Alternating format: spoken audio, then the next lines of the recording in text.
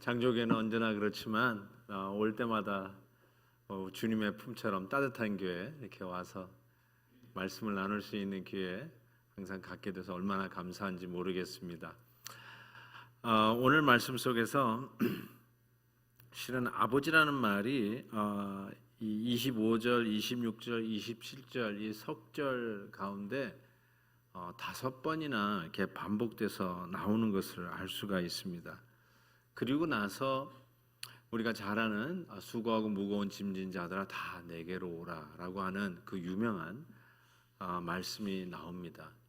그래서 저는 이 아버지에 대한 이야기를 우리가 이해를 해야 정말 우리가 수고하고 무거운 짐진 자들이 주님께 나아오는 참된 구원의 안식을 누릴 수 있다라고 생각합니다. 아버지. 실은 우리가 사도신경 고백할 때도 전능하사 천지를 만드신 하나님 아버지를 내가 믿사오며 이렇게 고백하지 않습니까? 영어로 보면 I believe in God, the Father Almighty. 그래서 Father하고 Almighty, 아버지하고 전능이 붙어 있어요. 우리 한국말은 전능하사 천지를 만드신 하나님 아버지를 해가지고 전능하고 아버지 조금 떨어져 있지만 실은 전능과 아버지를 같이 붙어 있는 개념입니다. 이게 말 때문에 그런 것 같기도 하지만 또 한편으로 생각해 볼 때 전능함과 아버지가 함께 가는 게 그렇게 쉽게 받아들여지는 개념이 아니었어요. 사도신경에서도 I believe in God, the Father Almighty. Father하고 Almighty가 같이 나아가는 이 사도신경의 고백이 그 당시에 굉장히 문제를 일으켰다고 그러더라고요. 왜냐하면 아버지하고 전능이라고 하는 이 두 개념이 함께 가는 것이 어색했기 때문에 그렇습니다. 예수님이 제자들에게 주기도문을 기도를 가르쳐 주실 때에도 하늘에 계신 우리 아버지요 이렇게 가르쳐 주셨잖아요. 그때도 보면 Father, Our Father in Heaven. 그러면서 하나님을 아버지라 부르면서 기도를 가르쳐 주신 것이 굉장히 혁명적이었다라고 이야기합니다. 지금도 이슬람에서는 그들이 믿는 신을 아버지라고 부른다는 것은 이거는 완전히 불경한 거거든요. 어쩌면 우리에게도 그런 개념이 있을 수 있다고 저는 생각해요. 그래서 저런 질문이 굉장히 자연스러운 질문이죠. 당신은 하나님을 아버지라 부르십니까? 당연히 아버지라 부르시고 뭐라고 부릅니까? 이렇게 우리는 어쩌면 또 다른 질문을 던질 수 있을 거예요. 그런데 실은 하나님을 아버지라 부르십니까? 라고 하는 이 질문은 굉장히 의미심장하고 그리고 어쩌면 어떤 분은 하나님을 아직도 아버지라고 불러본 적이 없는 분도 의외로 계실 거예요. 제가 우리 교회도 한번 생각을 하고 이렇게 성도님들에게 물어보니까 진짜로 하나님을 아버지라고 불러본 적이 없으신 분이 의외로 많다는 거예요. 제가 가르치던 우리 학생이 지금은 이제 목사 사모가 되었는데 멕시코에 이제 단기 선교를 간 적이 있어요. 그러니까 샌디에고에서 이렇게 샌디에고까지 전부 다 날라와 가지고는 샌디에고에서 이제 차를 빌려서 이 멕시코 국경을 넘어서 이제 멕시코 선교를 하는데 그때 이제 우리 학생들을 하고 같이 예배를 드리고 이제 전도하러 이제 나가야 할 참인데 그때 이 메시지가 전파되었어요. 우리 하나님은 우리 아버지이시다. 우리 담대히 하나님 앞에 나아가자라고 하는 내용을 가지고 말씀을 전했는데 한 자매가 나가지를 못하고 꺼이꺼이 울고 있는 거예요. 그래서 그 자매에게 왜 그러냐 그렇게 물어봤더니 자기는 하나님을 아버지라고 생각해 본 적이 없고 그리고 아버지라는 말 자체가 자기는 너무너무나 마음이 아프다는 거예요. 왜냐하면 아버지가 우리 엄마하고 자기를 버렸기 때문에. 그래서 하나님을 아버지라고 부르는 순간 그 자기를 버렸던 소위 그 나쁜 아버지의 이미지가 떠올라서 자기는 하나님이라고 그냥 기도를 하지 하나님 아버지라고, 즉 예수님이 우리에게 가르쳐 주신 기도, 하늘에 계신 우리 아버지요, 아버지라고 부르면서 기도하라고 했던 그 기도의 가르침조차도 순종하지 못하고 있었는데 어떻게 내가 전도하러 나가겠냐고 하면서 막 회개하는 것을 보았습니다. 그래서 그때도 제가 안 거지만 저같이 이제 모태신앙을 어떻게 보면 버릇이잖아요. 그냥 기도할 때 하나님 아버지, 아버지 이렇게 기도하는 것이 그냥 습관화되었다는 것이 더 맞는 말 같아요. 그런데 어느 누구에게는, 혹시 다 커서 예수 믿게 되신 분들에게는, 그리고 여러분이 알고 있는 여러분의 아버지, 육신의 아버지 굉장히 엄하고 좀 어뷰시브하고 좀 학대를 하고 이 벨트로 얻어맞고 고무신짝으로 뺨 맞아보고 머리끄댕이 잡혀보고, 어쨌든 여러분의 아버지라고 할 때 그 아버지의 이미지가 다시는 생각하고 싶지 않은 그런 이미지가 떠오른다면 하나님 아버지라고 부르는 거 쉽지 않을 거라는 생각을 해보게 되었어요. 그래서 던지는 질문이에요. 하나님을 아버지라 부르십니까? 이게 굉장히 중요한 질문입니다. 아까 제가 말씀드렸죠. 아버지, 아버지, 아버지라고 계속 예수님께서 말씀하시고 나서 수고하고 무거운 짐진 자는 다 내게로 오라. 하나님을 아버지라고 부르지 못하는 자는 어쩌면 예수님의 초청에 응할 수도 없다, 이렇게 말씀을 드릴 수 있을 것 같아요. 그런데 그 개념이 아까 같이 육신의 아버지가 나쁜 이미지이기 때문에 그럴 수도 있지만, 아까도 얘기한 것처럼 우리가 믿는 신은 원래 전능이거든요. 불가능이 없으신 크신 하나님이시세요.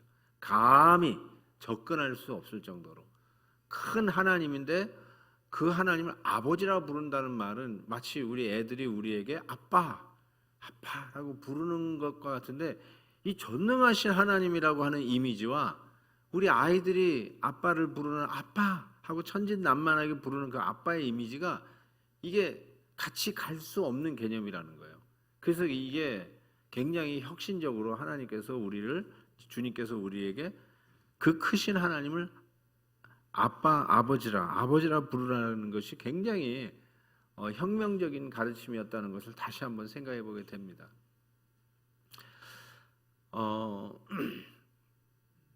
하나님의 사이즈를 생각해 볼 때요, 이사야 40장 15절에 보면 그에게는 열방은 통에 한 방울 물 같다. 이 세 개가 물통에 한 방울의 물 같다. A drop in a bucket. A drop in a bucket. 이런 표현도 굉장히 시적인 표현이라고 할 수는 있는데, 하나님이 우리를 보실 때 a drop in a bucket, 그냥 물방울 하나 정도로 볼 수밖에 없는 지극히 미약한 자이거든요. 이 미약하다는 것을 저는 이렇게 한번 생각해 봤으면 좋겠어요. 제가 르완다에 한번 갔었을 텐데요. 르완다에 갔더니 그 르완다가 1990년에 그 학살이 일어났는데, 종족 학살이죠. 100만 명이 죽었습니다. 서로 종족끼리 싸우면서 100만 명이 죽었어요. 그래서 지금 살고 있는 그 후예들이 보니까 2명 중에 하나는 그 학살의 피해자예요. 백성들의 2명 중에 한 사람은 학살을 당한 뭐 부모님이 있든지 뭐 삼촌이 있든지 이모가 있든지, 그러니까 이거는 엄청난 트라우마가 그 나라에 있는 것이죠. 그 얘기를 듣는데 뭐 너무너무나 그 충격적이더라고요. 그런데 제가 그 얘기를 듣는 순간에 뭐 예를 들어서 땅을 치며 운다든지, 가슴이 아파가지고 뭐 미어져가지고 식사가 안 되든지 그러지는 않았어요.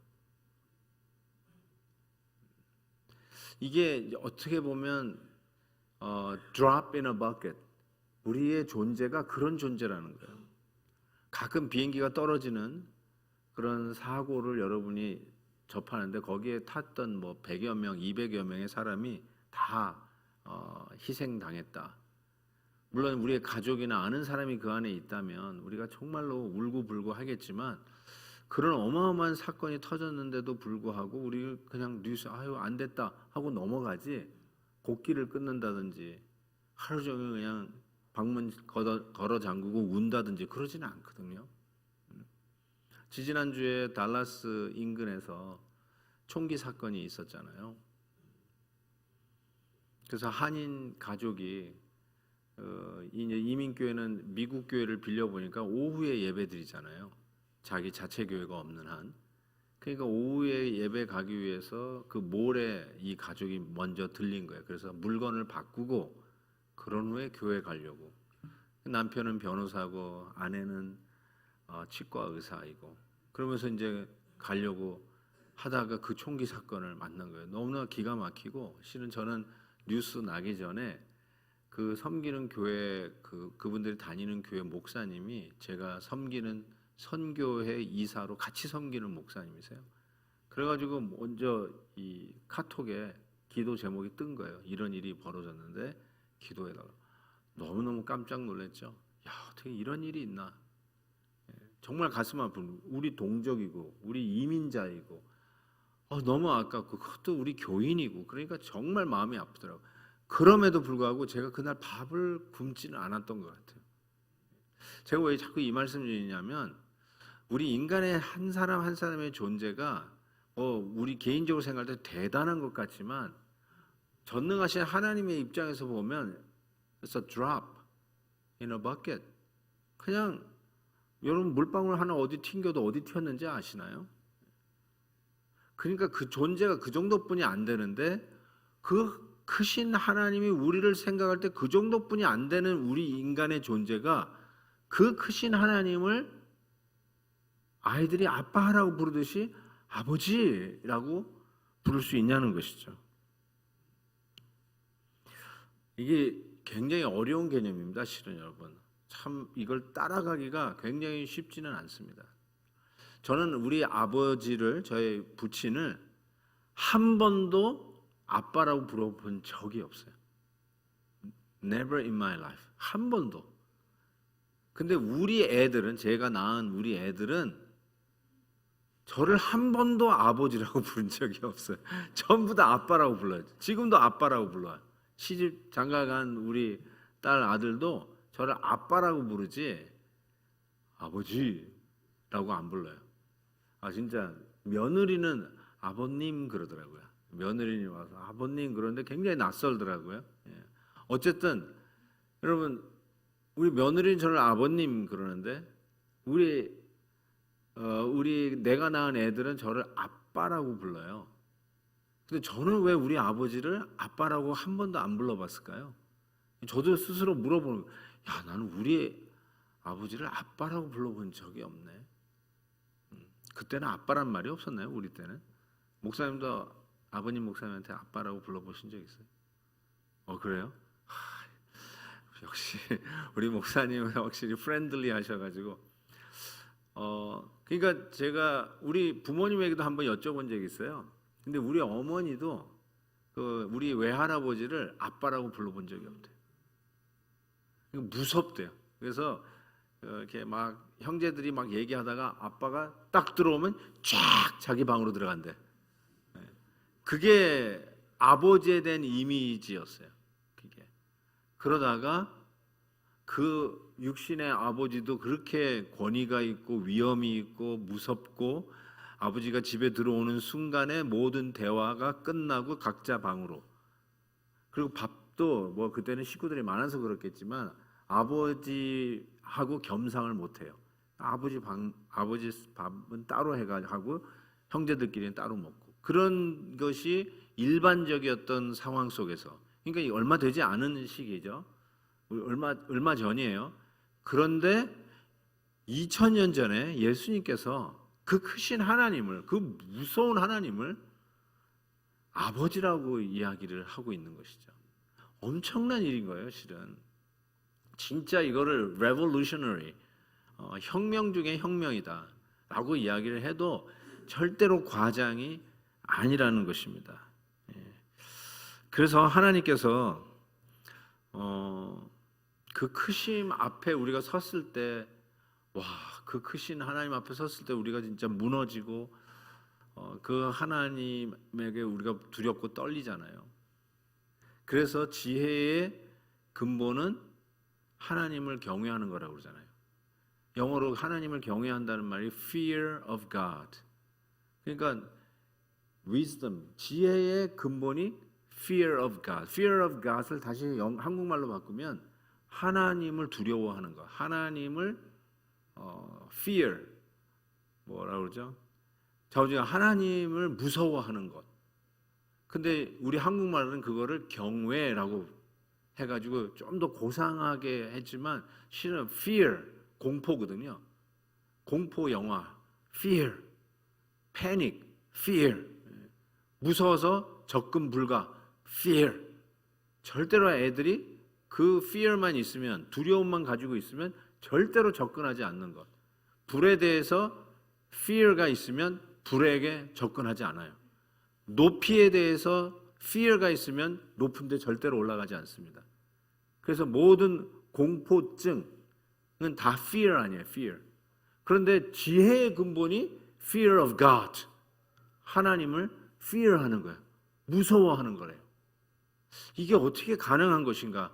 하나님이 무서우면은 멀리 가야 되고 달아나야 되고 근처도 안 가야 되고, 마치 우리의 무서운 아버지도 집에 들어오면 우리가 제 방으로 들어가는데 하나님이 우리에게 오시는데 당연히 fear of God, 그것이 지혜의 근본이라고 하는데 그 근처에 갈 수도 없고 달아나야 하는 우리들의 존재 앞에서 우리 예수님께서 지금 우리에게 설득하는 작업이 뭐냐면 come to me, 수고하고 무거운 짐자 다 내게로 오라, come to me 하면서 뭐라고 얘기해요?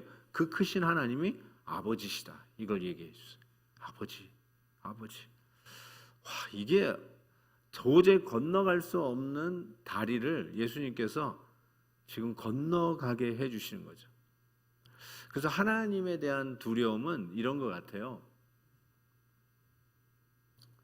우리가 두려워도요, 우리가 웬만하면은 멀리 떨어지고 피하고 싶은데 하나님에 대한 두려움은 두렵지만 가까이 가고 싶어요. 이게 참 묘한 것 같아요. 하나님에 대한 두려움은 우리가 하나님부터 자꾸 달아나려고 하는 것보다 끌려요. 자꾸 하나님 앞에 다가가고 싶어요. 그래서 지혜의 근본이 하나님을 경외한다는 말이 드디어 설득력을 갖는 것이죠. fear of God이 그냥 우리 식으로 얘기하면 공포에 질려서 달아나고 싶은 것이 이 두려움, fear라고 생각할 수 있는데, 이 하나님에 대한 fear는 그분에게 우리를 또 끌어당기는 힘이 있다라는 것을 가르쳐주고 있어요.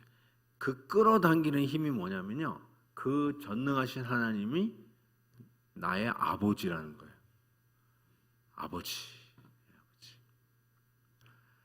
아버지 옆에서 기도를 배우는 아들이 하나님 아버지 하고 기도하니까 옆에서 하나님 할아버지 했다는 말이 있는데, 하나님 할아버지도 괜찮아요. 실은 제가 할아버지가 되고 나니까 하나님 할아버지도 괜찮더라고요. 그래서 하나님의 별명이 할아버지인 거 아세요? 할아버지. 왜냐하면 제가 할아버지가 되고 나니까 하나님의 아버지가 보다는 할아버지가 더 설득력 있는 것 같아요. 무조건이야. 손주에 대한 마음이 할아버지는 거의 무조건이야. 아버지는 그러면 안 돼요. 야단도 쳐야 돼요. 그거 다 주시면 안 돼요. 이러잖아요. 아버지는 애들 교육한다고 엄하게 한다고. 근데 할아버지는 그게 없어. 줘요. 안 주는 게 더 아까운 거예요. 다 줘. 할아버지 마음이에요. 그게. 막 자랑하고 싶고 너무 귀엽고. 근데 하나님, 그 크신 하나님이 어쩌면 우리가 아버지라고 이렇게 우리에게 설득하시는 우리 주님의 마음은 지금 그 하나님은 할아버지와 같은 분이라고 설득하는 거와 아주 비슷하다는 것이죠. 그래서 창세기 3장에 보면 인간 타락에 대한 얘기가 나오잖아요. 근데 인간 타락의 그 근본 원죄의 핵심이 뭐라고 생각하세요? 많은 분 이제 미국 사람식으로 그 사과를 따먹은 것 이렇게 얘기하는데 하나님이 뭐 그 사과 따먹은 거 가지고 째째하게 하나님 그렇게 그걸 원죄로 삼아 가지고 저렇게 에덴 동산에서 쫓아내십니까? 좀 너무 야박하다고 생각할 수도 있고 하나님의 사이즈가 요것뿐이 안 되나? 이런 생각도 할 수 있지 않을까요? 그것 때문에. 근데 그건 아니잖아요. 핵심이 뭐예요? 하나님처럼 되려고. 이게 핵심이거든요. 원죄가. 하나님처럼 되려고 보암직도 하고 먹음직도 하고 지혜롭게 할 만큼 탐스러운 그 선악과 열매를 따먹은 거 아니에요.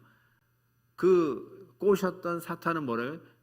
네가 하나님처럼 된다. 하나님처럼 된다. 이게 무슨 뜻이냐면 이제 하나님 필요 없다. 내가 이제 더 이상 하나님 앞에 물을 필요도 없다. 하나님 앞에 기도할 필요도 없다. 하나님에게 이게 하나님 뜻인지 분별할 이유도 없다. 그냥 내 마음대로 내 뜻대로 내가 마음이 가는 대로 내 취향대로 내 선호대로 그냥 하면 되는 것. 왜 내가 누구한테 물어서 이 일을 해야 돼?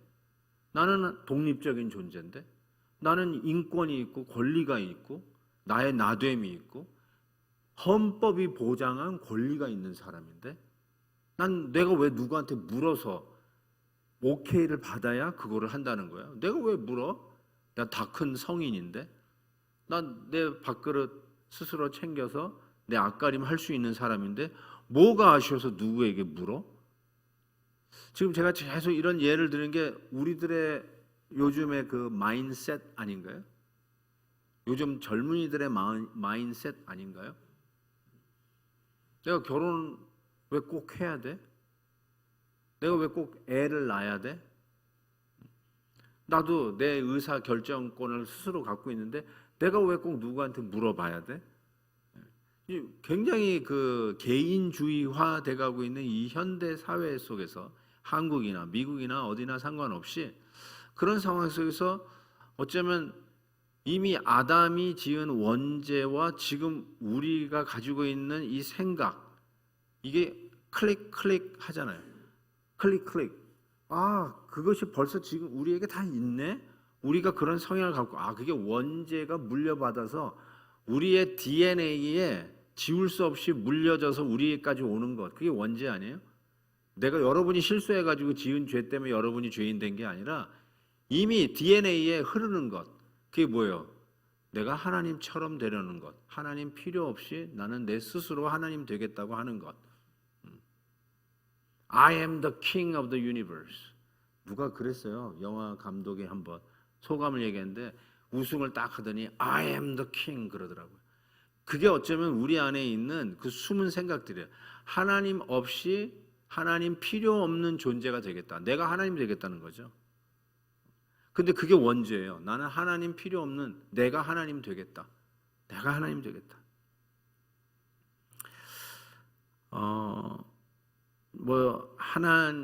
리처드 더킨스의 만들어진 신이라고 하는 책이 있습니다. 거기에 보면은 이제 종교를 정신 이상자들 혹은 망상에 시달리는 것이 종교다라고 이야기를 한다든지 또 옥스퍼드 대학의 석좌 교수인 리처드 더킨스 같은 사람은 이런 이야기를 하죠. 무신론자가 되고 싶다는 소망이 현실적인 열망이고 용감한 행위라는 사실을 일깨우기 위해서 그 The God Delusion 만들어진 신이라는 책이 쓰여졌다라고 하면서 추천사를 쓴 거죠. 제가 가만히 생각해 보니까 여전히 이런 이야기들이 우리 가운데 있다는 거죠. 우리는 하나님이 필요 없다. 우리가 하나님이다. 라는 이야기를 계속 하는 것이죠. 그래야 우리가 우리 됨을 증명할 수 있다고 그러지만 여러분 실은 우리가 하나님이 되면은 정말 이 사회는 훨씬 더 빨리 타락과 또 붕괴의 현상을 가질 거예요.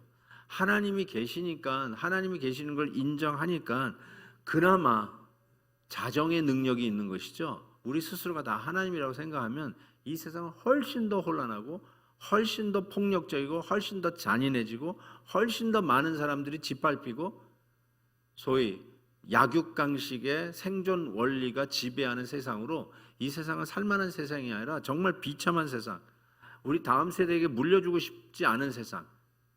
그래서 사회가 악해지고 실망스럽고 소망이 없어질수록 다음 세대에 대한 소망이 없어지고 당연히 우리 자녀들에게 물려주고 싶은 세상이 아닌 거예요.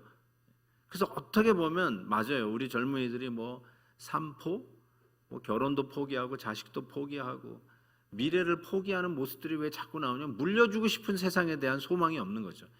이러다가 그냥 나 하나 살다가 가는 것이 어쩌면 가장 우리가 기대하는 것이지, 정말 하나님의 나라, 하나님의 원리가 우리의 삶 속에 적용되고 살만한 세상, 누가 봐더라도 너무나도 행복한 세상, 이런 세상을 우리 다음 세대에 물려주고자 하는 것, 그걸 위해서 다음 세대의 사역들을 투자하고 다음 세대가 더욱더 잘 아름답게 일어나야 된다고 생각하고, 그래서 우리 자녀들을 위해서 우리가 기도하고 그들을 세워주기 위해서 애쓰는, 그래서 항상 지금까지도 소망은 교회죠. 교회는 다음 세대를 위한 투자가 있으니까, 다음 세대에 대한 기대가 있으니까. 그런데 우리들의 사회는 전혀 그렇지 않은 거죠. 우리 스스로가 하나님 되어버렸어요.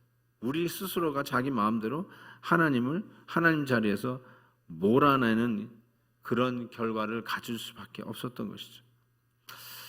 기독교 철학자 키엘 케고르가 이렇게 얘기했어요. 한 아이에게 가장 비참한 것은 하나님을 믿지 않는 아버지가 아니라 손을 들고 사도신경, 하늘에 계신 나는 전능하사 천지를 만드신 하나님 아버지를 내가 믿사오며 할 때 그 아버지를 고백을 하면서도 그 행동에 전혀 그것이 나타내지 못하는 아버지를 둔 아이들이다.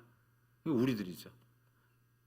전능하사 천지를 만드신 하나님 아버지, 가로 열고 가로 닫고 my father, 나의 아버지를 내가 믿는다고 고백하고 예배를 드리는데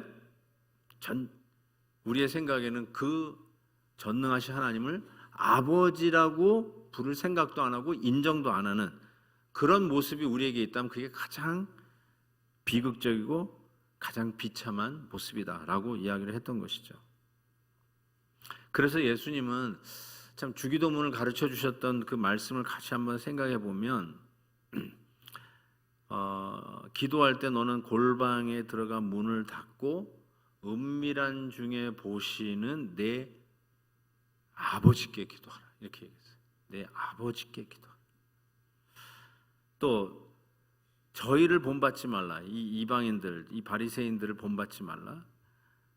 그리하기 전에 너희에게 있어야 할 것을 하나님 너희 아버지께서 아시느니라. 이방인들 중언부언하는 그런 기도를 놓고 하신 말씀이죠. 또 너희는 이렇게 기도하라. 하늘에 계신 우리 아버지여. 이 이야기를 하시고 하늘에 계신 우리 아버지여, 이렇게 기도하라고 가르쳐 주고 계십니다. 그러면서 너희는 목숨을 위하여 무엇을 먹을까, 무엇을 마실까, 무엇을 위하여 무엇을 입을까 염려하지 말라. 목숨이 음식보다 중하지 아니하며 몸이 의복보다 중하지 아니하냐라고 말씀하고 있습니다. 금붕어에다가 밥을 주는 아버지가, 저도 그거 죽었는지 모르겠네. 제가 좀 오래 나와 있었는데 제 책상에 금붕어 한 마리를 키우고 있어요. 제가 아침에 사무실에 가면 꼭 금붕어 밥부터 줍니다. 많이 줘도 죽고요, 안 줘도 죽고 적당하게 줘야 돼요. 제가 우리 방에 있는 금붕어 밥을 주는데요, 제가 내 딸을 굶기겠습니까? 금붕어를 밥 주는 아버지가 자기 딸, 자기 아들을 굶기겠냐고요. 지금 예수님의 논리가 그거예요. 공중나는 새도 먹이시고 저 들의 백합화도 입히시는 우리 하나님 아버지께서 당신의 자녀들을 굶기시고 헐벗게 놔두시겠냐는 거죠. 겨울이 되면 이 한국은 나무 밑둥을 새끼로 감든지 아니면 하얀 페인트를 칠하는 걸 제가 봤어요. 맞습니까? 그러니까 겨울이 돼서 추울까봐 이 나무 밑둥도 이렇게 새끼로 감아주는 아버지가 자기 아이가 구멍난 속옷을 입고 그냥 추고가 벌벌 떠는 거 그냥 놔두겠냔 말이죠. 절대로 그렇지 않잖아요. 절대로 그런 일이 있을 수 없는데 왜 너희들은 먹을 것과 입을 것을 염려하느냐? 아버지가 있는데도 없다고 생각하는 이방인처럼, 그거죠. 우리가 하나님을 아버지라고 우리가 혹시 안 부른다면, 아직도 부르는 것이 어색하다면 그런 아버지를 두고서도 아직도 이방인처럼 지내고 있는 자가 아니냐라는 것이죠. 지난주 우리 목사님이 탕자 비유 말씀을 하셨다고 제가 들었습니다. 저는 형이 제일 불쌍해요. 탕자 비유를 읽을 때마다 형이 제일 불쌍해. 왜 그런 줄 아세요? 잔치집에 동생이 돌아왔는데 잔치를 베푸는데 형이 안 들어오잖아요. 아버지가 나가가지고 들어와야지 뭐 하고 있냐 그랬더니 형이 그랬던 말을 기억하십니까? 나는 집도 안 나가고 아버지 재산 저렇게 탕진도 안 한 이 장남 이 아들은 이 오랜 세월 동안 아버지 집에서 노예와 같이 섬겼거늘. 영어로 보세요. I've been slaving for you. 노예라는 말이 한국말에는 안 나와 있어요. 그런데 그냥 아버지를 섬겼거든 이렇게 나와요. 섬겼거든. 근데 섬겼다는 말이 영어로 보면 slaving이라고 돼 있어요. 헬라어로도 둘로스는 잘 아시죠? 노예로 섬겼거든. 그러니까 내가 아버지 집에 있으면서 내가 아버지의 노예였거든. 저는 그 말을 듣는데 너무 충격적이더라. 아니 장남이에요. 내 아들이에요. 야 이게 다 네 거야. 동생에게 베푸는 저 살찐 송아지 이거 다 네 거야.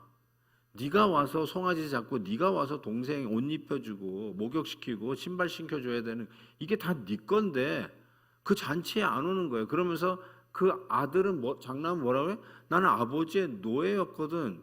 내 친구를 위해서는 염소 새끼 한 마리 안 잡더니 내 동생 탕진한 그 동생을 위해서는 어떻게 이 송아지를 잡았냐라고 하면서 따지지 않습니까?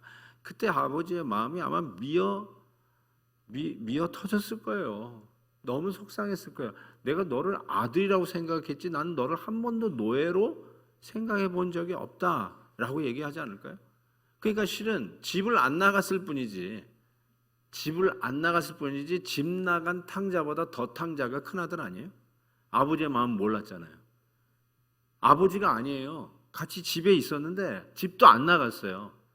그런데 그 아버지가 그에게는 아버지가 아니라 뭐예요? 집 나가면 나는 얻어맞아. 나는 유산도 상속 못 받을 거야. 무서워. 그러면서 노예로 있었다니까요. 요즘 시대에 교회에는 작은 아들이 많을까요? 큰 아들이 많을까요? 지난주 설교를 제가 반복하는 거죠. 큰 아들이 훨씬 많죠. 나갔다가 돌아온 탕자들도 몇 명 여기 계시겠지만 그 탕자도 조금 지나면 큰 아들로 바뀌더라고요. 그렇죠.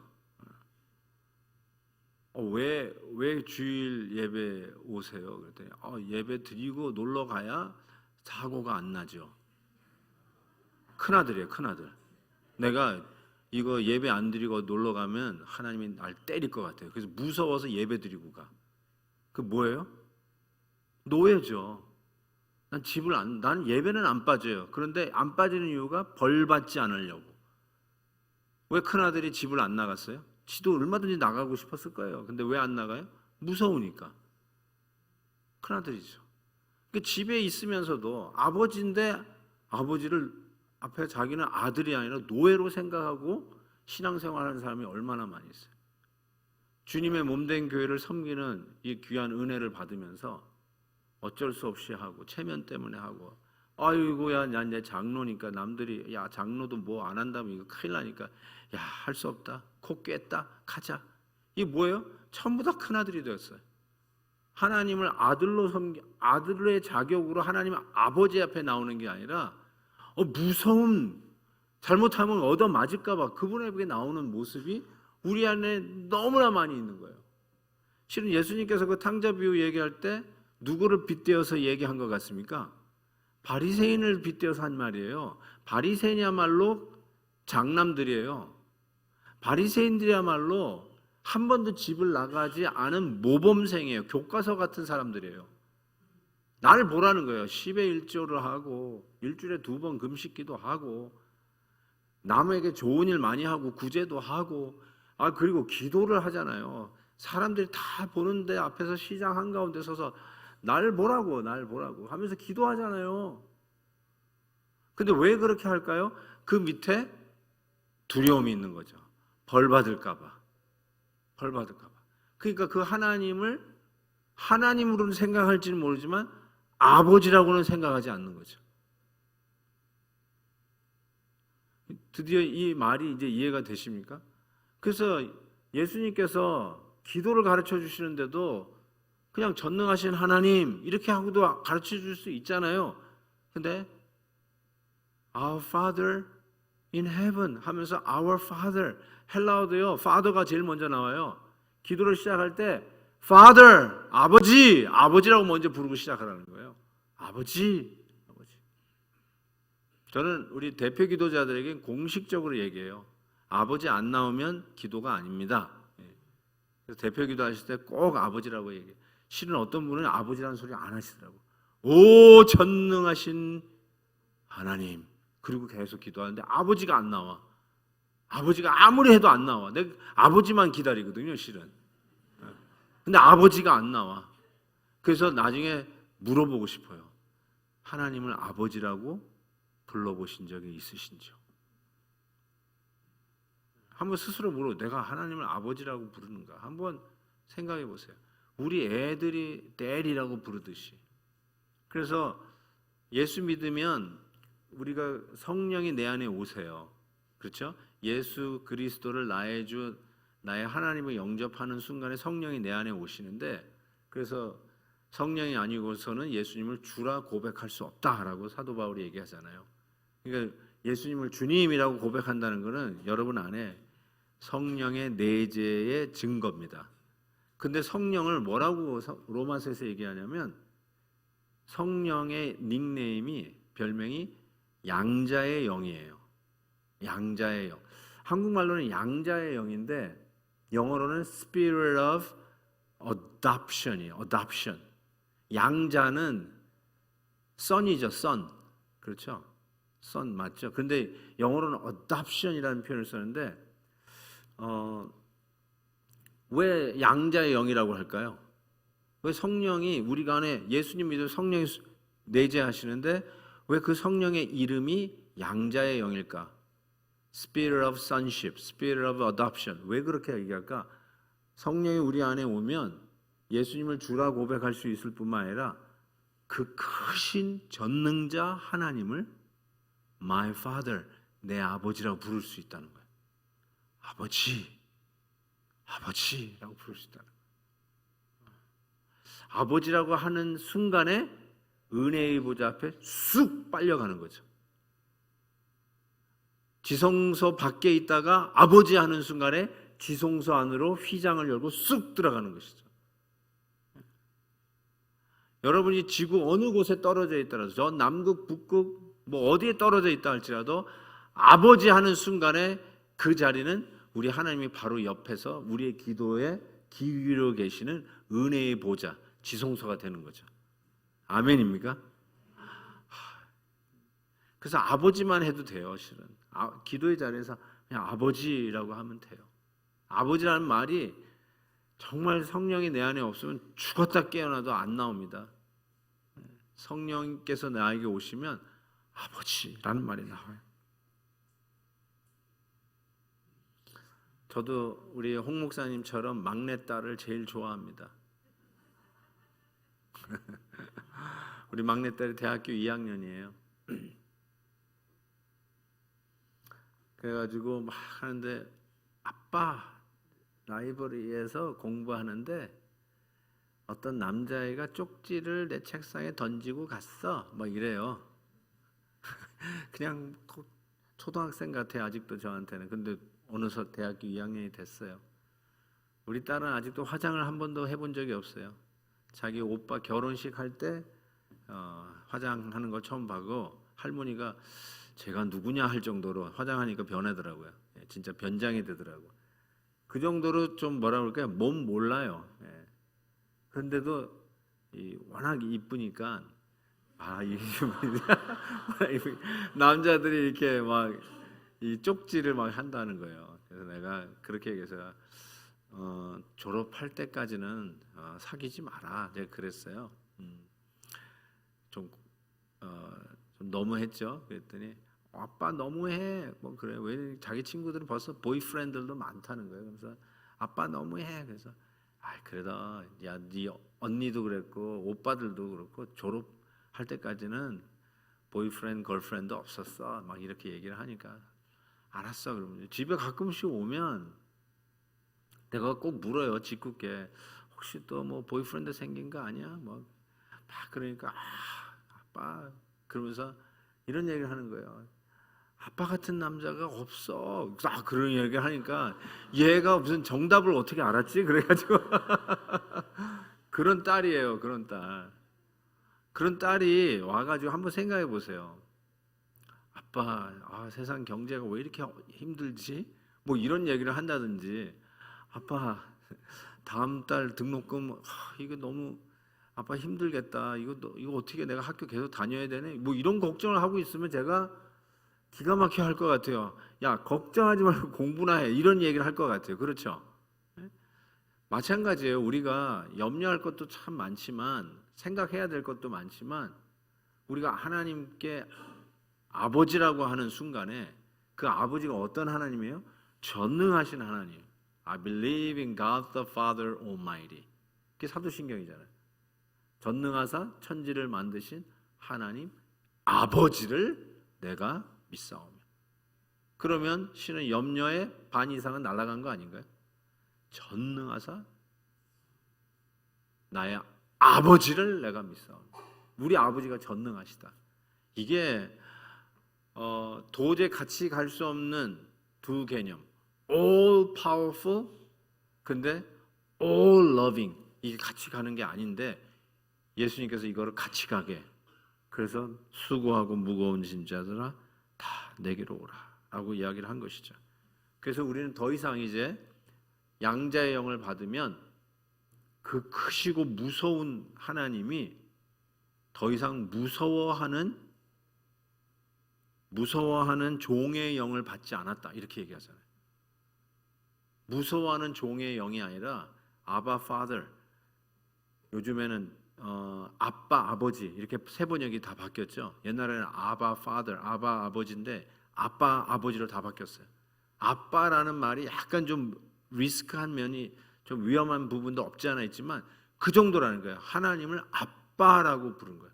나도 우리 아버지를 아빠라고 불러본 적이 없는데 이제 성경에서는 성령께서 우리가 오시면 그 어마어마하게 크시고 감히 접근할 수 없는 그 하나님을 아버지라고 아빠라고 부를 수 있다라고 이야기를 하면서 더 이상 이제 무서워하는 종의 영, spirit of slavery. 누가 아까 한 얘기요? 탕자의 형. 내가 아버지에게 노예였거니 노예로 평생 지냈는데 염소 새끼 한 마리 안 잡아주셨다. 지금 그러잖아요. 성령이 우리에게 오시면 우리는 더 이상 무서워하는 종의 영. 그러니까 무서워 벌 받을까 봐 어쩔 수 없이 해야 하니까 체면 때문에 코 깨서 그런 게 아니라 우리 아버지 집에 가는데 뭐 지금도 기억나요. 저는 이제 홍 목사님이 저보다 더 일찍 담임 목사를 시작한 제가 아는 유일한 목사님이에요. 제가 30살에 시작했거든요. 담임 목사를. 근데 저보다 더 빨리 담임 목사를 시작하셨는데 그러다 보니까 애들이 다 이게 꼬맹일 때부터 이제 아빠가 교회 가면은 어쨌든 자기네들 생각에는 이 담임 목사야. 왕이야, 왕. 왜냐하면 아빠만 사무실이 있어. 어느 장로님도 자기 개인 사무실을 교회에 갖고 있는 장로님이 없잖아요. 근데 우리 아버지는 사무실이 있어요. 그러니까 예배 드리고 제가 방에 왔더니 지 친구들을 전부 다 담임 목사 사무실에 다 불러 모아가지고 야 여기가 우리 아버지 방이야 막 이러면서 자랑하는 우리 아들을 봤어요. 너무 막 미안하고 막 남사스럽고 그래서 야단을 칠까 하다가도 그 모습이 귀여운 거예요. 얘가 아버지 백을 믿어요. 아버지가 담임 목사라서 애들을 그 누구도 감히 담임 목사 방에 못 들어오는데 애들 다 데려와가지고 아빠 컴퓨터 가지고 뭐 게임하고 있고 뭐 이야 얘 봐라. 여러분 제가 뭘 얘기하려고 하는 건지 이해가 되세요? 무서워하는 종이에요. 사람들은 담임 목사 방 무서워하는데 특별히 전도사들은 너무너무 무서워해요. 내가 진짜 커피 한 잔 타주겠다고 내 방에 다 오라고 그랬더니 다들 서로 얘기를 하면서 우리가 뭘 잘못했지 다 그랬다고 그러더라고요. 난 정말 순수하게 커피 좀 타주려고 그랬는데. 여러분 그거 아세요? 존 F 케네디 대통령의 유명한 그 사진이 있는데 백악관 그 집무실에 그 책상이 있잖아요. 대통령이 집무하는 그 책상 밑에서 놀고 있는 존 F 케네디 주니어 사진 본 적 있으세요? 주니어가 한 서너 살짜리가 막 그 앞에서 막 놀고 하는 그 유명한 사진이 있어요. 지금 인터넷에 치면 바로 뜹니다. 케네디 주니어 치면 그 사진이 떠요. 뭘 보여주는 거죠? 아니 어떻게 백악관에 아무나 갈 수 있겠어요? 거기 아무나 못 가요. 그런데 대통령의 아들은 거기에 가서 아무나 가는 수준이 아니라 거기서 놀아. 백악관이 자기 놀이터예요. 저는 그 이미지가 지금 예수님께서 무서워서 감히 종의 영을 가지고 내가 뭔가 좀 챙겨야 겨우 갈 수 있는 무서운 분, 그래야 얼굴이라도 봐주시는 분, 그래야 5분이라도 시간을 내줄 수 있는 분, 이런 식으로 생각하고 있는 우리들에게, 이 큰형 같은 생각을 하고 있는 우리들에게 아니야, 우리는 그분을 아빠, 아버지라 부를 수 있어. 그러면서 그 은혜의 보호자 앞에 우리는 담대히 나갈 수 있는 자라고 하잖아요. 제가 아는 목사님 얘기 하나 하고 마칠게요.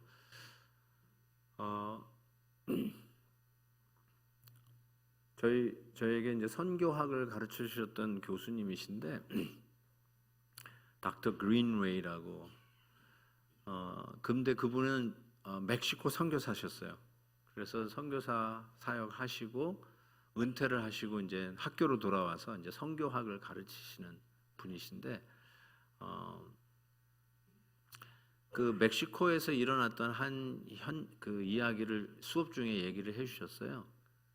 그게 이런 얘기예요. 이제 멕시코에서 이제 사역을 하고 있는데 비가 그냥 막 장대비가 막 내리고 있는 바로 그때였는데 갑자기 노크 소리가 들린 거예요. 보니까 옆집에 살고 있는 이 멕시코 소녀였어요. 근데 그냥 공포에 질려서 찾아온 거예요. 알고 봤더니 그 아버지가 술에 취해가지고 자기 아내를 총으로 쏴서 죽인 거예요. 그 총소리가 나는 상황 속에서 너무너무 무서워가지고 옆에 미국 선교사님이 계시니까 거기 와서 살려달라고 온 거예요. 어쨌든 그렇게 해서 뭐 엄마는 죽고 그 아버지는 감옥에 끌려가고 이제 홀로 남은 그 딸 어떻게 하겠어요? 그래서 이 선교사님이 자기의 딸로 입양을 했어요. 그래서 이제 같이 지내는 거예요.